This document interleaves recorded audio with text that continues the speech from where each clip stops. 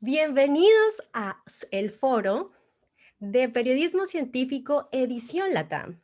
Hoy nos va a acompañar un panel espectacular y nuestra moderadora es Jimena Serrano, quien es periodista científica y es la presidenta de la Asociación Colombiana de Periodistas y Comunicadores de la Ciencia. Bienvenidos a todos los que se están conectando y ven la transmisión también. Bienvenida, Jimena, el público te espera.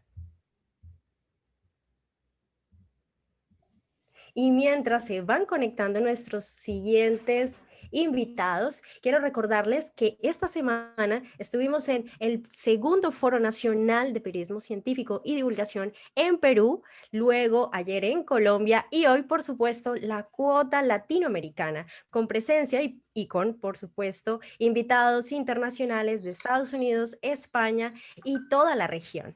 Entonces, ahora sí le damos la cordial bienvenida a Jimena Serrano, quien va a moderar este panel de poderosas mujeres. Bienvenida, Jimena, el público es tuyo.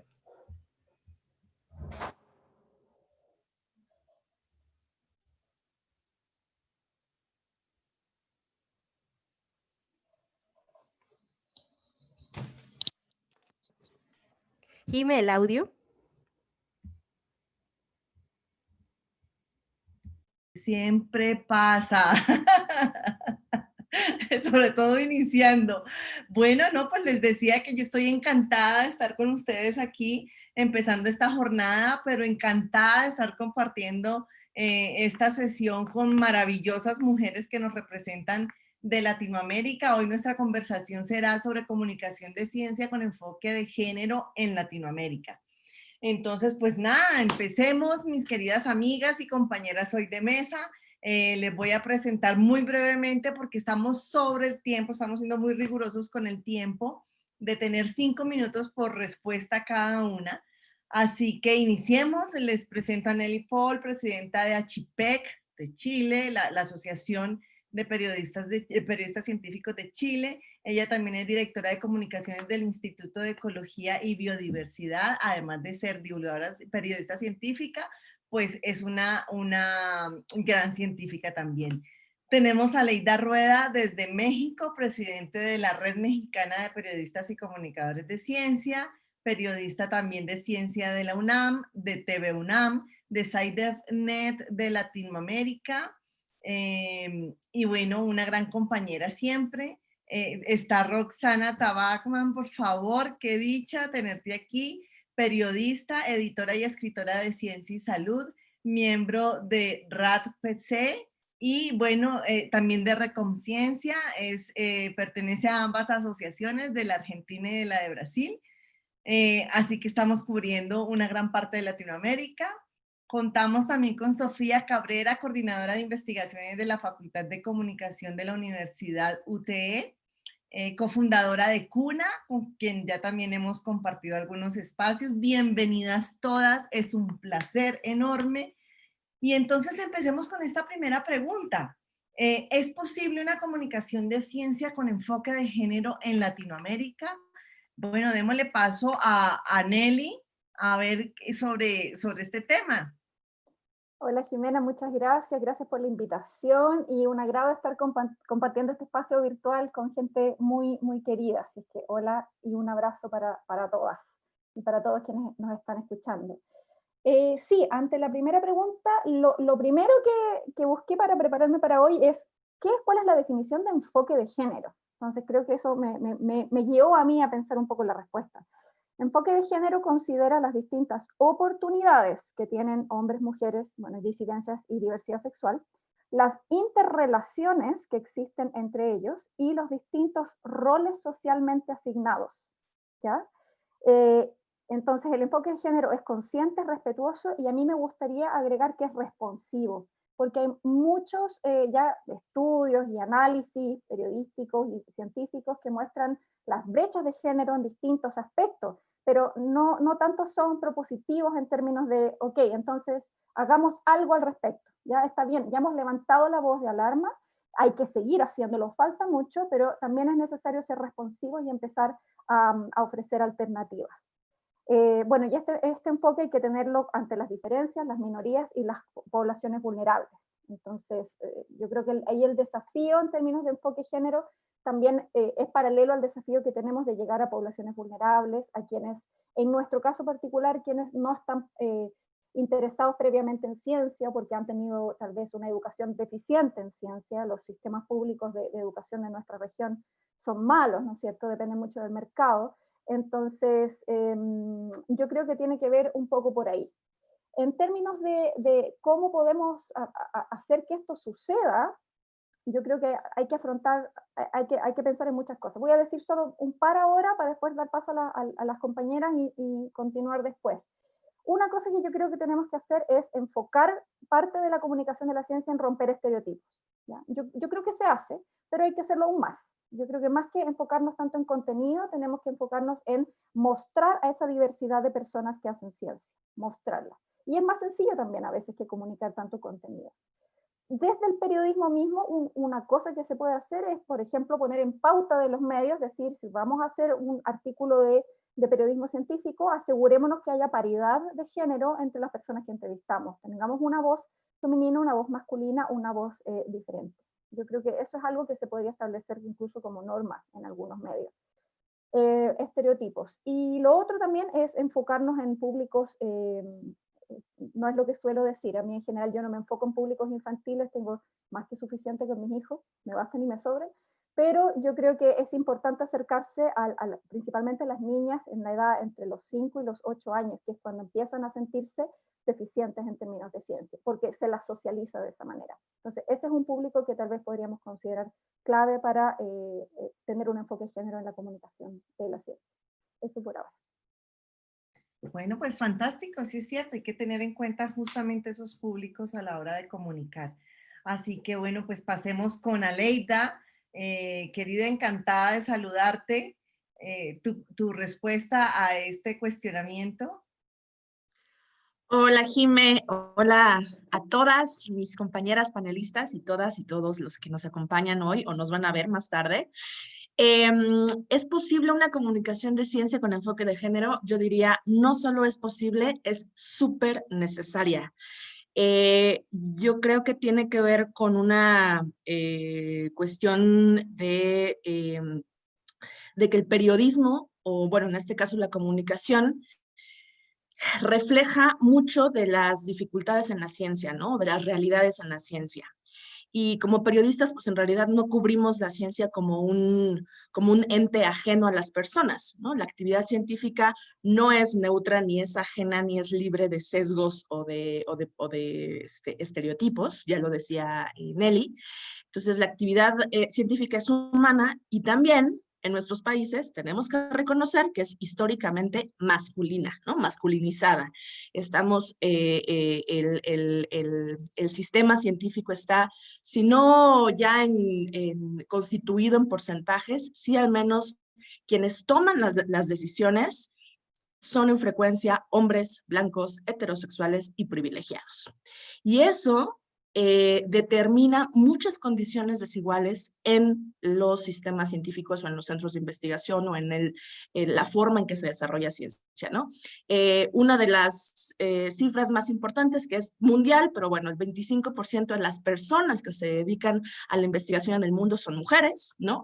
América Latina es una de las regiones que tiene más mujeres en la ciencia, pero sucede con frecuencia que no están ni en los poderes, ¿no? ni en la toma de decisiones, ni siendo líderes de investigación, a veces ni siquiera son autoras primarias de los papers, aunque ellas hagan mucho del trabajo, ¿no?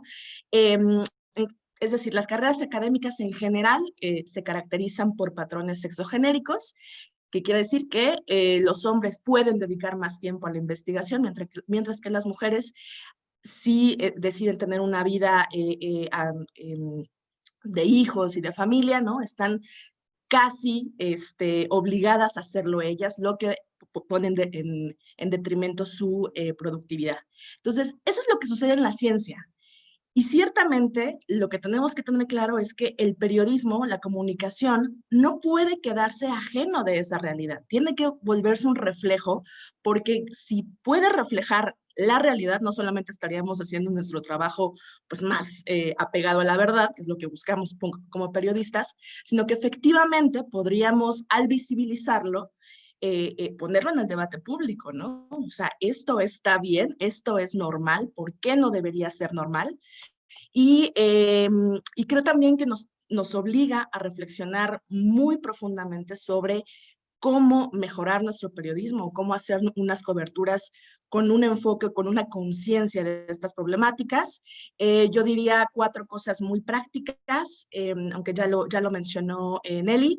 Búsqueda de fuentes femeninas, ¿no? O sea, tenemos que obligar casi a nuestras especialistas, a nuestras expertas, a que hablen, a que nos den entrevistas, a que aun cuando no se sientan con la confianza plena de que son especialistas, porque hay otra cosa muy importante que nos pasa a las mujeres, que dudamos de nuestro propio conocimiento, dudamos de nuestra propia capacidad y le dejamos la voz a los colegas masculinos usualmente. Entonces, búsqueda de fuentes femeninas, no necesariamente ser amigas o aliadas de nuestras fuentes, pero sí esto, dar la suficiente confianza para que hablen, para que compartan su conocimiento como fuentes dentro del periodismo, hacer coberturas que visibilicen estos sesgos, ¿no? Hablar del acoso, del hostigamiento en las universidades, en los centros de investigación, en las relaciones entre científicos y científicas.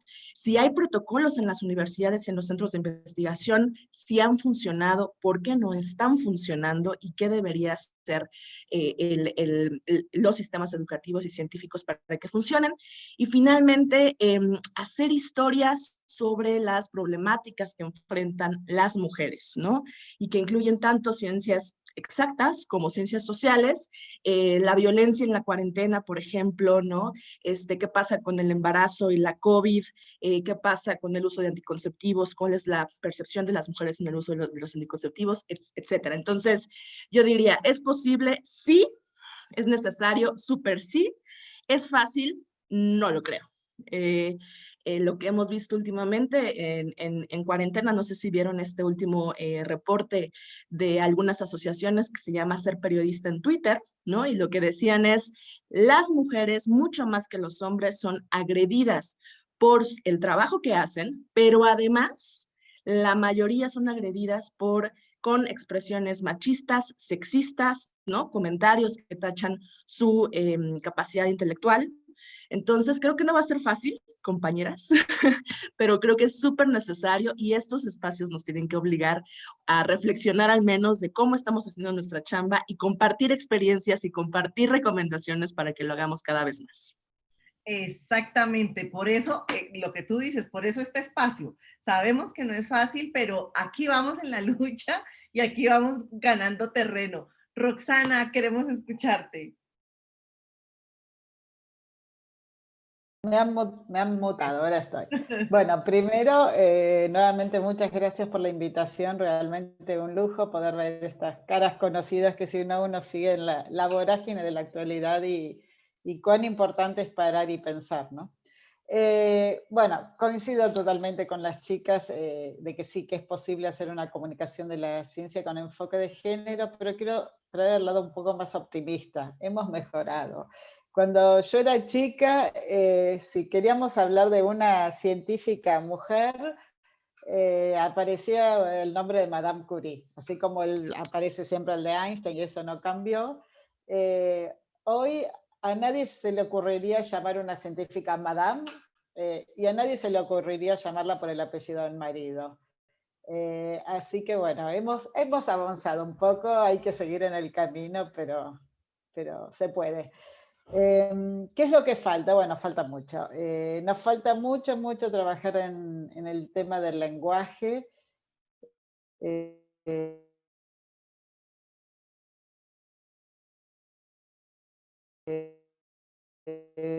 mí se ríen de mí porque me vuelvo las enfermeras. Ese es mi... ¿Se escucha bien? Entonces creo que tenemos mucho para trabajar con eso y también me gustaría que me den ideas para cómo comunicar eso de los médicos y las enfermeras cuando estamos comunicando, por ejemplo, un estudio donde realmente los médicos son hombres y las enfermeras son todas mujeres, que me ha pasado y no es cuestión en esos casos de poner el equipo de salud, los profesionales de salud. Sí, decir los médicos y las enfermeras es la verdad, pero es una verdad que no es muy motivadora para cambios. Entonces, me encantaría saber cómo ustedes actuarían en esos casos. Otro tema que lógicamente tenemos que tocar son los temas, los logros de las mujeres a pesar de las barreras. Las fuentes, también se ha avanzado mucho en darle protagonismo. Hay ahora un montón de premios, de rankings, donde se ponen tapas de revista, donde se ponen las mujeres científicas en evidencia. Ahí, por ejemplo, en Brasil hay un proyecto que se llama Open Box, que es muy interesante porque ellos hicieron el ranking de 250 mujeres científicas, pero las midieron como se midieran los científicos, por el paper, por el impacto de esos papers, porque no es cuestión solo de tener una ayuda y vamos a hacer la lista de las que conocemos. Eso me parece muy interesante. Pero hay otro punto que lo comentaba Leida y lo quería traer, es que realmente parece... la otra vez estaba leyendo una entrevista que le hicieron a Sabine Righetti, que es una brasilera que creó la agencia Bori, que es una agencia que comunica científicos con el público, con los periodistas, y ella comentaba una cosa que a mí me pasa también, es que pareciera que es más difícil hablar con las mujeres científicas. Ella postulaba que siempre, ella decía, siempre que los vamos a entrevistar, las mujeres quieren pasarnos con su jefe. Y esa es una experiencia que, aunque yo la tengo ahora menos que antes, reconozco ahora es menos que antes, sigue pasando también. Bueno, ella se propone 3 explicaciones para eso. Dice que las mujeres somos más desestimuladas a hablar, somos más críticas sobre nuestro trabajo y estamos más sobrecargadas. Y también hay un problema de autoestima, o sea, coincido con esto, que todo eso tiene cara de parece, o sea, no es un estudio científico, es una percepción, parece correcta de acuerdo a nuestra experiencia, pero bueno, sería interesante reconocer cuáles son los obstáculos y tratar de enfrentarlas. También me pasa con el tema de las fuentes que yo hago últimamente 2 tipos de trabajos en general en salud. Uno es trabajo científico y las mujeres son siempre las primeras autoras. Es muy común que la primera autora sea mujer y el último autor, que es el jefe, sea hombre. Entonces, bueno, yo ahí insisto en entrevistar a la primera autor o al primer autor, porque en realidad es el que sabe. El otro es el que consigue los subsidios a veces.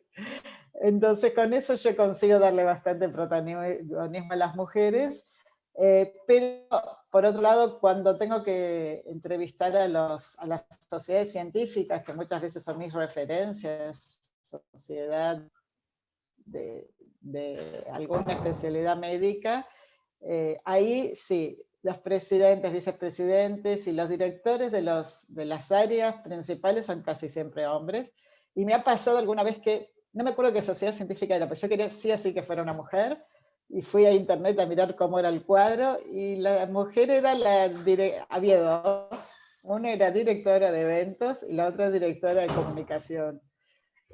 O sea que ahí tenemos un gran problema, porque claro, nuestras fuentes, tenemos que ir a buscar los mejores datos, la mejor información, entonces ahí no iba a poder... entonces, bueno, yo creo que en resumen sí es posible una comunicación a la ciencia, y agradezco muchísimo que existan estos espacios de debate, porque en realidad lo que tenemos que hacer es identificar las barreras en cada caso, porque no son siempre las mismas, y tratar de superarlas. Así es. Súper, vamos a seguirlo abordando en las siguientes preguntas. Por lo pronto vamos a darle paso a Sofía. Un gusto, Sofía, tenerte aquí. ¿Qué tal, Jimena? Bueno, aunque sea de forma virtual, pero qué lindo viajar a Colombia y estar con mujeres, y qué lindo estar también con mujeres tan maravillosas de América Latina, a quienes admiro muchísimo. Pues sí, sí es posible, creo que es un reto. y que lo estamos logrando. Ahí yo quiero incluir una frase de Lydia Hill, que es una investigadora y divulgadora científica española, que dice: las niñas no pueden convertirse en aquello que no ven, ¿ya? Y entonces, por ejemplo, ella tiene un proyecto que se llama Mujeres Divulgadoras y lo está ahorita sacando a nivel latinoamericano. Y en ese sentido, a mí me parece súper importante el acceso y la visibilización en donde está la opinión pública, ¿sí? Entonces, ¿qué nos ha mostrado la pandemia? La pandemia nos ha mostrado la necesidad de buscar espacios alternativos a los medios tradicionales para informar a la gente de ciencia, porque la gente ha estado buscando. Y entonces yo creo que es importante que también podamos estar donde tenemos que luchar contra la desinformación, y en este caso son las redes sociales. Sí, yo soy muy proactiva y soy muy promotora del uso de las redes sociales para la divulgación científica. Justamente la semana pasada presentamos un estudio sobre el discurso científico en Twitter. Y analizamos las cuentas de 5 científicos en el país, ¿no? Y entonces yo creo que es súper importante evidenciar cómo el rol de los científicos y las científicas saltó a esta arena pública, como nos habla también Gemma Revuelta, con el propósito de poder mostrar a la ciudadanía, a esta sociedad que está viviendo en un mundo lleno de incertidumbres, ¿no es cierto?, información validada, contrastada. Y creo que eso es súper importante. Entonces, aquí yo creo que lo necesario es luchar y estar en los espacios donde se construye esta opinión pública. Ahora son las redes sociales, ¿sí? Yo creo que al principio, cuando aparecieron las redes sociales, tuvimos como cierto temor, o también las estereotipamos muchísimo, ¿no? Incluso las banalizamos, pero ahora las redes sociales son el principal espacio de información o de desinformación. Entonces yo creo que la lucha debe estar ahí misma. De hecho, por ejemplo, con mis alumnos estamos explorando otros espacios. Ahora ya vemos que hay científicas, científicos que están en TikTok. ¿Por qué tener miedo a estar en estos espacios cuando son en estos espacios donde se están construyendo nuevas audiencias que están dedicados a explorar, a buscar información? Entonces yo creo que en ese sentido es importante, sí, el uso, el acceso a las redes sociales, construir estrategias para un adecuado funcionamiento de redes sociales, como en el caso de Twitter, que me parece una red social que sí tiene un performance específico para informar, para incluso para agredir, para compartir información, no tiene su performance propio, pero yo creo que ahí hay información. Nosotros podemos ver lo que ha pasado, ¿no? Ustedes en Colombia tienen a Zulma Cucunubá, que es una gran investigadora que ahora es una rockstar en Twitter. De la misma forma, nosotros tenemos acá en Ecuador, por ejemplo, Linda Guamán, María Claudia Segovia, que es presidenta de la Red Ecuatoriana de Mujeres Científicas, y que son investigadoras que han ido ocupando este espacio en las redes sociales, compartiendo información, haciendo un análisis de las cifras oficiales, de la correlación de datos. Entonces yo creo que realmente es súper importante eso. Otro tema súper necesario es el trabajo entre redes. Nosotros como CUNA, que es una red de divulgación del conocimiento científico y ancestral a nivel país, trabajamos muy de cerca con la Red Ecuatoriana de Mujeres Científicas y con otra red de divulgación que se llama Quinto Pilar.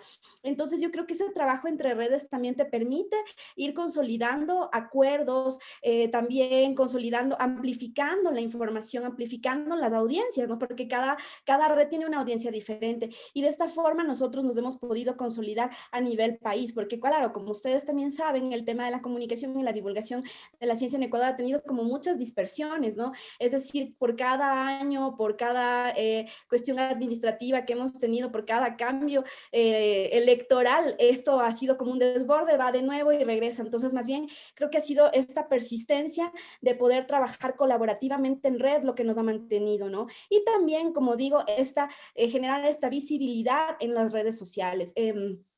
Por ejemplo, he trabajado mucho con mujeres científicas igual en este tiempo, promoviéndoles de que estén en estos espacios, ¿no? Porque como digo, al principio, claro, las redes sociales y la imagen que tenemos nosotros de las redes sociales quizás es esta visión súper estereotipada desde la banalización, ¿no?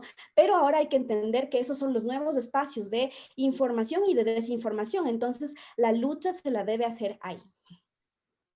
Sí, totalmente totalmente de acuerdo, porque pues esos son los espacios y son las áreas que hay que cubrir. Así que muy bien, pasemos a la segunda pregunta, y es ¿cómo abordan ustedes desde sus propias experiencias el enfoque de género en cada uno de sus países, desde la educación o la cultura, la ciencia? ¿Cómo lo hacen? Nelly, adelante. Me gustaría comentar algo chiquitito con respecto a lo que dijo Sofía. Te mando un abrazo, Sofía, a la distancia. Sí, las redes sociales es donde está todo el mundo, pero las redes sociales, al igual que lo que dijo Leida hace un rato, la academia, son otros mundos, ¿no es cierto?, donde se reproducen los vicios sistémicos, se reproduce el patriarcado. Entonces sí, hay que estar en esos lugares, pero hay que pensarlos tan críticamente como cualquier otra plataforma, tanto como se ha criticado los medios de comunicación tradicionales por mucho tiempo, digamos, hay que mirar con el mismo ojo crítico a la academia y a las redes sociales también. Me acordé de un contraejemplo, lo que no queremos.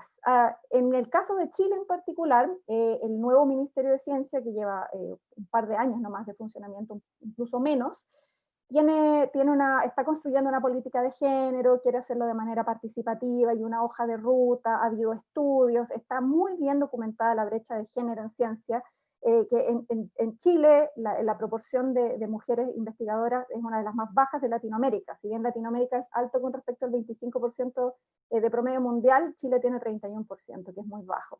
Y obviamente pasa lo mismo que en otros lados, que la brecha va creciendo a medida que avanzas en la carrera académica. En la educación universitaria es más o menos mucho más igualitaria, y después ya postdoc, doctorado vas cayendo, postdoc cada vez más, ya a la hora de tener una plaza en una universidad mucho menos, dirigir un proyecto mucho menos, y las mujeres que dirigen centros de investigación en Chile son solo el 17%.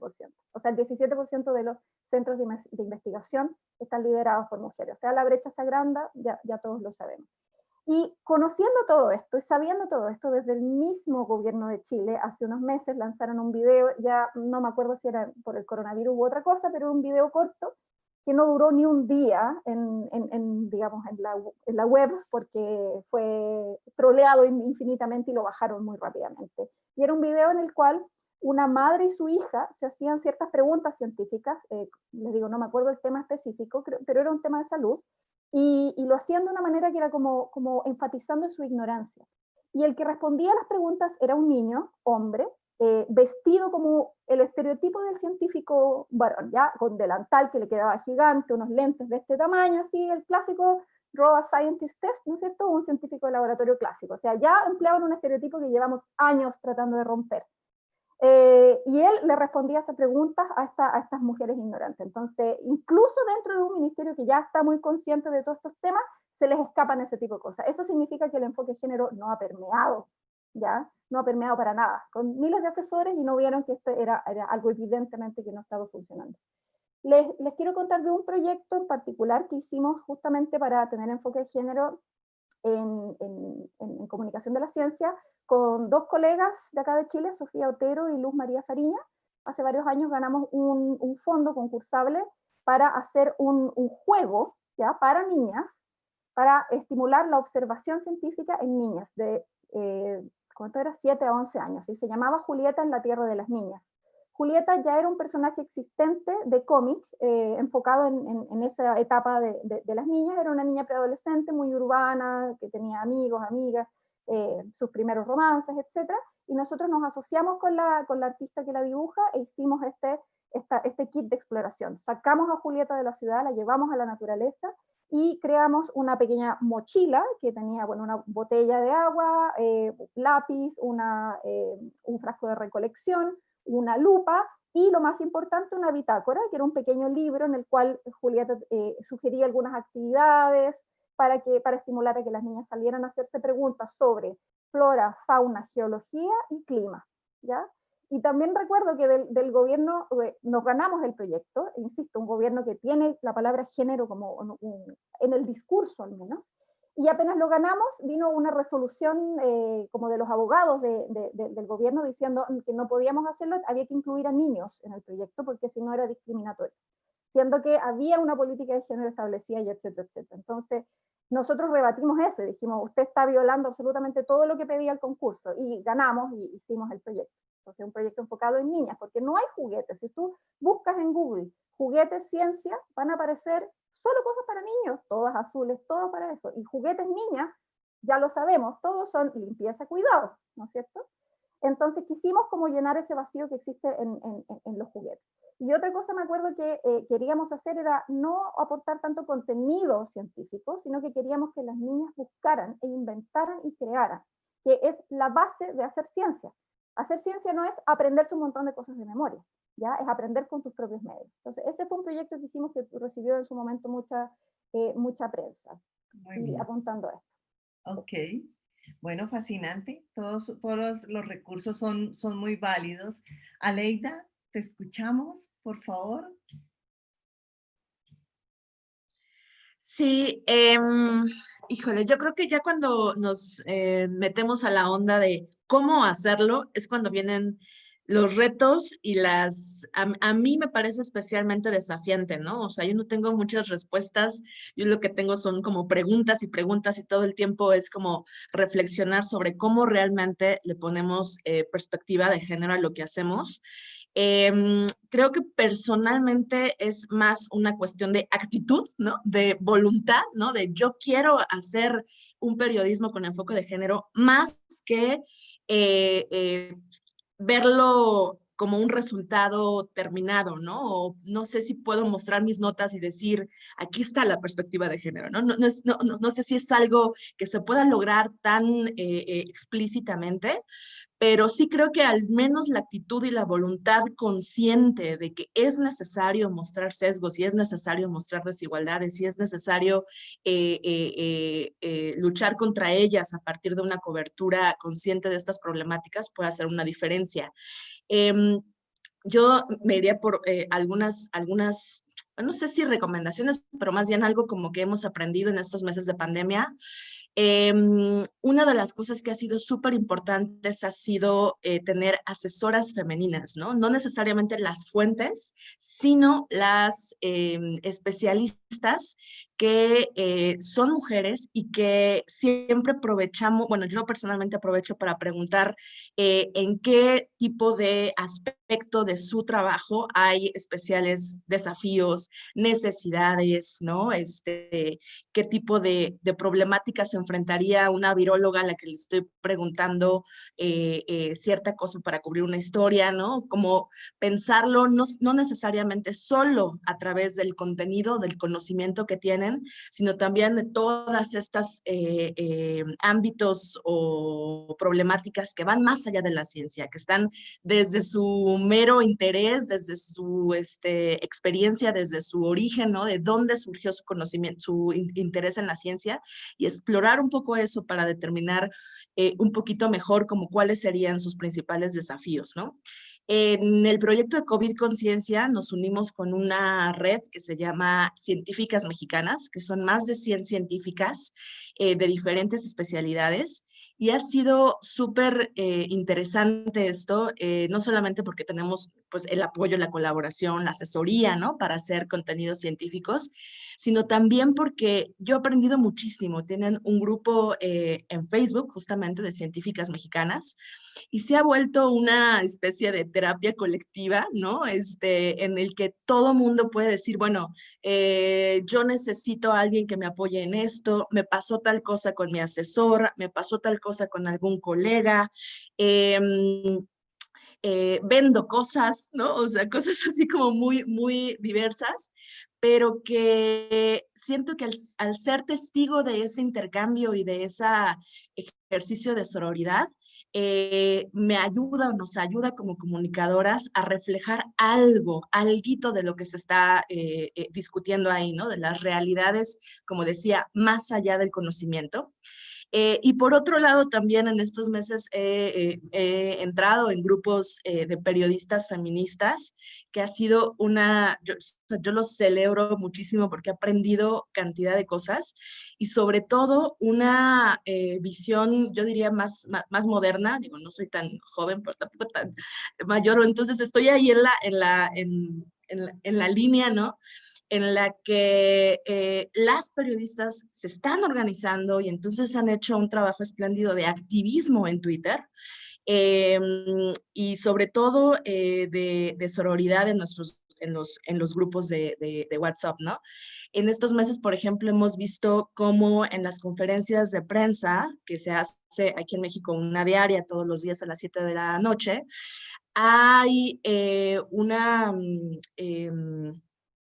yo diría, juicio contra reporteras, ¿no? Por ejemplo, tuvimos una que hizo una pregunta, insistiendo muchísimo en la pregunta, que era una pregunta súper válida sobre, me parece que era el número de contagios, y las redes empezaron a irse contra ella, ¿no? O sea, fue un momento súper crítico en el que ella tuvo que quitar sus redes, estaba bastante mal, y ella formaba parte de este grupo de periodistas feministas, y fue un ejercicio tan bonito en el que fue reconocida por las colegas, ¿no? Es decir, esa pregunta era legítima, esa pregunta era válida. No te la contestó el subsecretario, y sin embargo la gente se fue contra ti por preguntar, por insistir en una pregunta, porque también es una cuestión de si tú cuestionas a la autoridad, y vuelvo a lo mismo, si es hombre, blanco, heterosexual y con poder,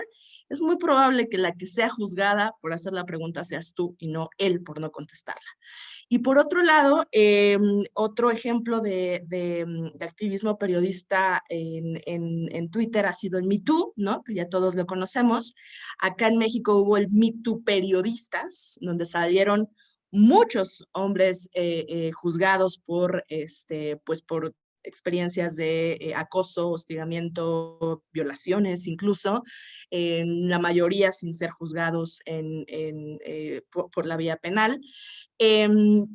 Pero creo que ha sido muy interesante porque nos obliga, por lo menos como asociación en la Red Mexicana de Periodistas de Ciencia, a hacer un posicionamiento claro respecto a no vamos a permitir que alguno de nuestros integrantes, alguno de nuestros colegas tenga este tipo de expresiones, ¿no? Y al mismo tiempo es cuando sucede, es como, ok, ¿cómo lo vamos a hacer? ¿Cómo lo vamos a juzgar? ¿Qué tipo de organismos de ética, qué tipo de criterios vamos a tomar en cuenta para evaluar este tipo de comportamientos? Entonces nos ha metido en una reflexión súper profunda de autocrítica y de pensar en cómo realmente hacemos vivo, hacemos explícito nuestra voluntad, nuestro acto voluntario y nuestra convicción de que la comunicación necesita perspectiva de género.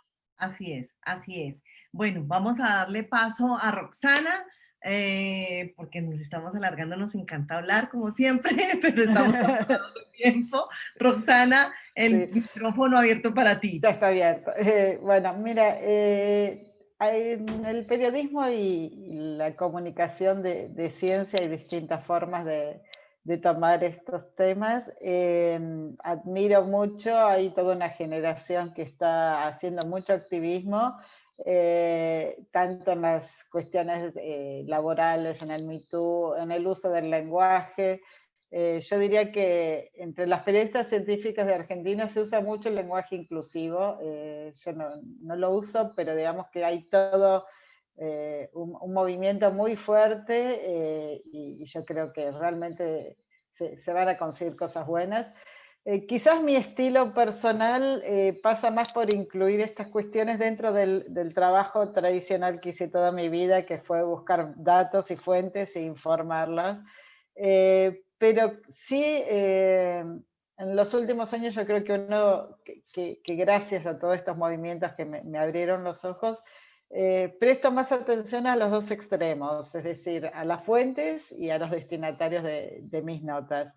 Entonces ahí creo que es donde uno puede hacer diferencia en el trabajo cotidiano, simplemente en desarrollar una mayor sensibilidad cuando uno está viendo a quién llama para una nota o qué tema elige, o cuando le escribe dar la última leída con perspectiva de género. Yo creo que con eso ya es un cambio enorme de lo que hubo 10 años atrás. Sin preconceptos, sin cerrar los ojos. Entonces, por ejemplo, hay veces que la mirada muy militante te puede hacer cerrar los ojos. La otra vez estábamos hablando sobre las notas que muestran diferencias en todo el mundo. Todo el mundo que ha escrito de salud dice alguna nota sobre la diferencia del cerebro del hombre o de la mujer. Y si no lo hizo, algún día se lo pidieron, por lo menos. Bueno, el enfoque de esas notas fue cambiando con el tiempo, porque bueno, se pasó de querer tal vez mostrar un enfoque igualitario, a decir, no, reconozcanos con nuestras diferencias. Y yo creo que ahora, más que ahora, que el enfoque en ese caso de un periodista científico tiene que ser mostrar qué poca investigación hay en esas diferencias, porque si la otra vez estaba viendo un libro de psiquiatría y viendo las fuentes, y realmente los medicamentos que tomamos no fueron investigados. Por ejemplo, los psiquiátricos, que era el caso y de lo que tanto se habla, hay muy poca investigación psiquiátrica, clínica, seria, doble ciego, con todos los estándares que siempre decimos que son los mejores, que miren las diferencias o que se enfoquen en un público femenino. Entonces yo creo que esa es una forma que no es hacer activismo, pero ir a buscar todos esos agujeros que hay en la ciencia también es parte en la que podemos cambiar nuestro futuro. De acuerdo. ¿Cómo No, pediste? y es que vamos en el camino, o sea, lo estamos haciendo y afortunadamente estamos en un momento histórico también que lo permite, que permite hacer todas estas reflexiones. Sofía, te escuchamos. En un momento histórico que nos permite hacer estas reflexiones cada una desde el sillón de su casa y poder compartir, porque hay que tomar en cuenta también que la pandemia ha permitido que podamos coincidir más y que podamos estar trabajando, ¿no es cierto?, conjuntamente. A ver, si quisiera también añadir un poco lo que decía Nelly. Sí, básicamente desde la academia podemos reproducir las estructuras sociales tal o como están o transformarlas. Entonces, yo creo que en ese sentido está el hecho de sí, también ver las redes sociales de la misma forma que se las veía a los medios de comunicación tradicionales en su momento, para buscar esta mirada crítica, ¿no? Desde la teoría crítica de la información, desde la teoría crítica de las audiencias y desde la teoría crítica de la agenda setting, de lo que se está colocando en estos medios. Entonces, en ese sentido, ¿qué es lo que estamos haciendo acá? Pues como les decía, trabajamos conjuntamente con la Red Ecuatoriana de Mujeres Científicas, de la misma forma que contaba Leida. Tenemos mucha colaboración con ellas. Hemos organizado talleres para trabajar con ellas, porque ellas son un grupo de mujeres súper empoderadas que trabajan en sus proyectos, pero, por ejemplo, no conocían de herramientas de comunicación para poder hacer visibles estas actividades. Entonces, justamente durante la pandemia también trabajamos en unos talleres de media training con enfoque de divulgación científica, en propuestas de redacción de divulgación. Entonces, yo creo que básicamente está eso, ¿no? Para mí el tema del trabajo colaborativo, de trabajar entre redes y sobre todo redes que ya están cautivando a comunidades y que tienen sus públicos y que se han consolidado en la sociedad, pues es una forma súper importante. Justamente con Claudia y con Roberto sacamos un artículo que está por publicarse igual en unas 2 semanas en la revista CTS sobre la divulgación de guerrilla. Decidimos llamarla así, ¿por qué? Porque es una forma de hablar de cómo básicamente nos conformamos en el camino. Nos conformamos en el camino con las herramientas que tiene el uno, que tiene la otra, que ha consolidado la otra red, y en ese sentido estamos también mostrando un discurso diferente al institucionalizado.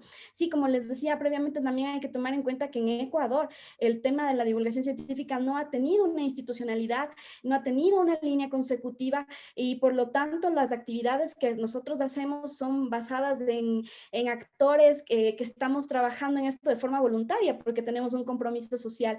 Entonces, en este proyecto de la divulgación de guerrilla, que es un artículo súper interesante que hicimos basado en un hashtag, lanzamos un hashtag en medio de la pandemia que se llama Yo Divulgo Ciencia C en Twitter. Entonces queríamos identificar investigadoras, investigadores de Ecuador, pero que nos vayan contando qué estaban haciendo, y fue súper interesante. Fue también una catarsis porque eran: yo divulgo ciencia C, hola, soy bióloga, trabajo en bosques tropicales, estoy ubicada acá, perfecto. Entonces empezamos como a darles voz, a darles RT, a darles likes, y luego terminamos haciendo una lista de distribución de Twitter para que la gente pueda seguir a estas personas. Entonces yo creo que este tipo de acciones son relevantes.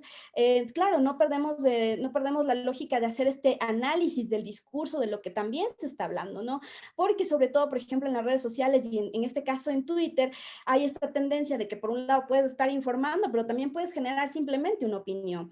Entonces, por ejemplo, un poco de la conclusión que sacamos de este estudio fue el hecho de que las y los investigadores identificaron en este espacio una red, una plataforma para llegar a la ciudadanía, y lo hicieron de una forma forma muy propia de ellos, ¿no? O sea, no sabían, ellos dicen, no, empezamos aquí a usar el Twitter, Linda dice, yo como, sí, dice, empecé a usarlo simplemente porque veía que la gente estaba, pero luego la gente le empezaba a escribir, a preguntarle, ¿qué opina de los túneles de desinfección? ¿Y usted qué piensa de las pruebas de antígenos y las pruebas PCR? Es decir, esa información. Entonces yo creo que aquí básicamente, para resumir, el hecho nuevamente de sí, trabajar de forma colaborativa, buscar la amplificación en estos nuevos espacios que son las redes sociales, con este enfoque siempre crítico de este análisis de discurso, de este análisis de la recepción de las audiencias, y luego también básicamente también empoderando a las propias mujeres científicas para que sean quienes puedan también construir sus mensajes, ¿no? A través de estas capacitaciones que les digo que nosotros las hemos hecho y nos han salido perfectas. Así es. Y justamente enlazando con lo que tú estás diciendo de estas oportunidades que hay en redes sociales, ¿cuáles creen que ustedes que son esas otras oportunidades que hay en el campo de la comunicación, pues con perspectiva de género, como lo venimos hablando, para sus países y para Latinoamérica? Hemos hablado de varias experiencias, de varias, digamos, varias oportunidades que se han presentado también, como le estaba contando Sofía, pero ¿qué consideran ustedes que hay más allá? ¿Cuáles son esas otras oportunidades? Nelly. Estamos siguiendo el orden, sí. Hay algo que a mí siempre me preocupa, que no está tanto en el discurso público, y me preocupa, yo creo que más como madre, o sea, me surgió más como madre que otra cosa, porque yo soy madre de 2 hombres, o sea, tengo 2 hijos que nacieron con cromosoma XY, dejémoslo hasta ahí por ahora, son chicos. Y, y me preocupa que todo el trabajo que llevamos haciendo las mujeres por décadas para que se nos respete en la vida pública, no lo están haciendo los hombres para que se los respete en su vida privada. Entonces yo creo que todas las reivindicaciones de género no van a llegar a ninguna parte si no lo hacemos todas y todos. Ya no podemos solamente las mujeres luchar porque las mujeres estén mejor, los hombres también tienen que luchar porque las mujeres estén mejor, y porque ellos también tengan acceso y se los respete en sus labores de reproducción y cuidado.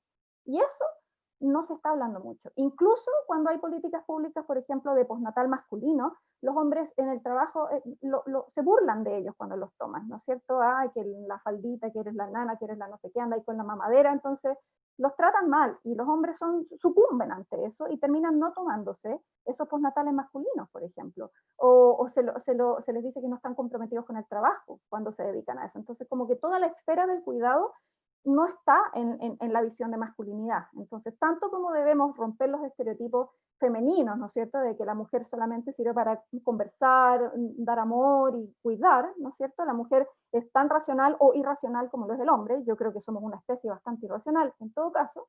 Lo mismo tenemos que hacer para mostrar estereotipos masculinos que den ejemplos a esos niños del futuro, y que no solamente los ejemplos sean de estos como no sé, superhéroes de acción o de fuerza física o de dominio o poder, porque al final el patriarcado es eso, es dominio sobre otros.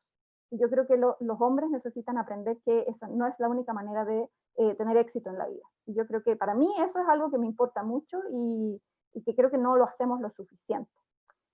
Una cosa pequeña nada más, me gusta mucho una iniciativa que, bueno, lleva como en el aire hace mucho rato, pero ahora en España como que coaguló hace pocas semanas, que es la que dice: sin mujeres ponentes no hay mujeres asistentes, ¿no es cierto? Un poco respondiendo a los maneles, a los paneles de puros hombres. A mí me parece eso muy interesante, y quiero dejar el dato de que la red de mujeres en conservación, la red latinoamericana de mujeres en conservación, sacó hace un tiempo un afiche que a mí me parece genial, que es como una especie de flujo para tomar decisiones, y se llama Consideraciones Básicas de Género para la Organización de Seminarios. A mí en lo particular me toca mucho organizar ese tipo de eventos, yo que no estoy desde el periodismo mediático, sino que desde la comunicación en un sentido más amplio, me toca mucho. Entonces, búsquenlo, es muy interesante. Ahí dice, bueno, su evento, ¿tiene paridad de género? Sí, ya, fantástico. No, ya, y te va guiando, como por qué, qué sé yo, cuestione esto, amplíe su tema, bla, bla, bla, hasta que en el fondo te obliga a poner ese tema. Entonces yo creo que las cuotas, la discriminación positiva, la paridad, creo que tiene que impulsarse a todo nivel. Así como se hace, por ejemplo, generando cupos exclusivos para mujeres en algunas carreras universitarias, o cupos exclusivos para mujeres en la academia. Yo creo que nosotros también lo podemos hacer desde nuestras veredas. Por último, algo muy cortito, el estudio, en Chile se han hecho 2 encuestas de percepción de la ciencia y la tecnología, hace muy recientes, y se ha podido ver un poco cómo ha avanzado la percepción de la ciencia en nuestro país y la confianza en la ciencia. Y hay un dato muy interesante, que las mujeres usan más la ciencia que los hombres, se apropian más de la ciencia que los hombres. ¿Cómo se mide esto? Por ejemplo, en uso, cuánto las mujeres leen las etiquetas, cuánto consultan o hacen caso de la información farmacéutica o médica, y en ese sentido las mujeres se han apropiado más del conocimiento científico, y eso a mí me parece que es una luz de esperanza y que tenemos que seguir alimentándolo. Tenemos que seguir trabajando en esto. Bueno, chicas, tenemos poco tiempo, así que muy brevemente sus opiniones. Aleida, please. Muy breve, yo diría 4 oportunidades. Una, seguir la reflexión, ¿no? Unirnos a paneles, a conversatorios, a cursos, a todo lo que podamos ver que hablen sobre perspectiva de género. Creo que entre más normalizado tengamos este tipo de cosas, podemos implementarlo más fácilmente en nuestra realidad profesional.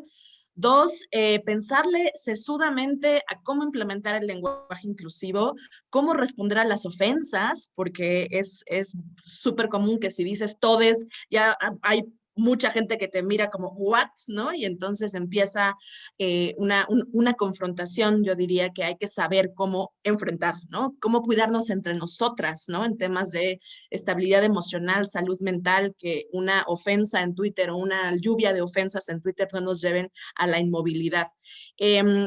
3, incluir en la reflexión a nuestros colegas y a los científicos, ¿no? Cuando hablamos de perspectiva de género, regularmente terminamos siendo mujeres, hablando sobre mujeres ante un público de mujeres, ¿no? Creo que nos falta bastante pensar en cómo le entramos al debate y cómo entran otras personas, ¿no? Hablar de los colegas trans, los y las colegas científicos trans, y toda esta diversidad sexual que se queda no solamente fuera de los debates usualmente, sino también de las historias. Y finalmente, otra oportunidad, cómo diversificamos las redacciones. Lo que está pasando en Estados Unidos, contaban algunas colegas, es que a veces se ofrecen chamba, bueno, se ofrecen cargos en las redacciones a reporteros latinos o negros, pero que solamente se limitan a cubrir problemáticas latinas o negras, ¿no? O sea, no forman parte de la cobertura general del medio, y eso pues, es claramente un problema, ¿no? Entonces no basta con contratar mujeres periodistas o homosexuales o de otras diversidades sexuales, si no forman parte de la cobertura mediática. Así que solamente quería decir eso, y yo estoy convencida de que un periodismo más diverso es un mejor periodismo. De acuerdo, totalmente. Aquí estamos. Roxana, te escuchamos. Bueno, es difícil agregar algo con lo completas que fueron las propuestas de las chicas. Yo pondría el foco en 2 puntos, en la sensibilización y en la creatividad. ¿Por qué poco el tema de ser más sensibles? ¿Por qué es necesario internalizar esa mirada para descubrir dónde están los problemas? Les voy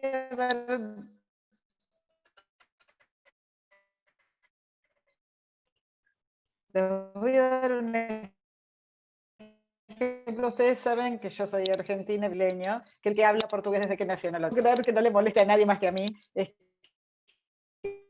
que, por ejemplo, una mesita de luz, esa me llama criado mudo. Se te está escuchando mal, Roxana. Lo llamaron criado mudo desde que... Ahora, no Ya. sé, a mí me da normal aquí. Sí. ¿Tengo que repetir algo o se entendió? Ahora no te escucho a ti. No, Ahora sí, sí. adelante, darle paso ahora a Sofía, tranquila. ¿Sigo? Dale. Sí, ¿Me sigue, escuchas? adelante. Ah, bueno. Entonces, también está el verbo, en portugués está el verbo judiar para decir algo malo, destructivo. O sea, claramente es una palabra que viene de judío, pero la gente la usa desde que nació y no se da cuenta los judíos también lo usan. Entonces es importantísimo para que haya un cambio y quizás es un trabajo difícil porque el que lo hizo todo el tiempo y el que vivió siempre así no se da cuenta. Y así que agradezco mucho a las que trabajan en esos temas de sensibilización. Y lo otro es ser más creativos para superar las barreras, ser creativas a la hora de seleccionar los temas, de seleccionar a quién incluir en la nota. Me pareció interesantísimo eso que contaba Nélida de la estrategia de las preguntas. Ser más creativos en la forma que presentamos a la gente y sobre todo identificar los problemas y cuando queremos algo ir atrás de los datos, porque los datos aparecen y divulgarlos. Muy bien, fantástico. Sofía, cerramos contigo. Lamentablemente el portal se cierra automáticamente, así que adelante.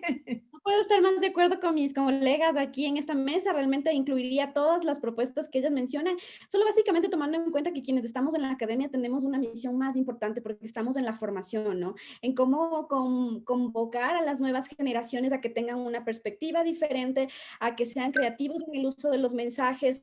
Sí, hay un meme que a mí me encanta, que yo lo he mencionado durante toda la pandemia, que es de esto que le dicen, y joven, ¿y usted a qué se dedica? Y dice, yo soy el fact checker de mi familia. Entonces, así como, yo creo que es esa misión, ¿no? Esa misión de darnos cuenta de que quizás si nosotros ya estamos en este espacio, en este lugar donde vemos diferente las cosas, pues mostrar esa realidad a las personas que están a nuestro alrededor, en nuestros diferentes entornos. Entonces, yo dejaría eso, el tema de los entornos familiares, de amigos, de los lugares en donde estamos compartiendo estos mismos espacios y también fortalecer la formación.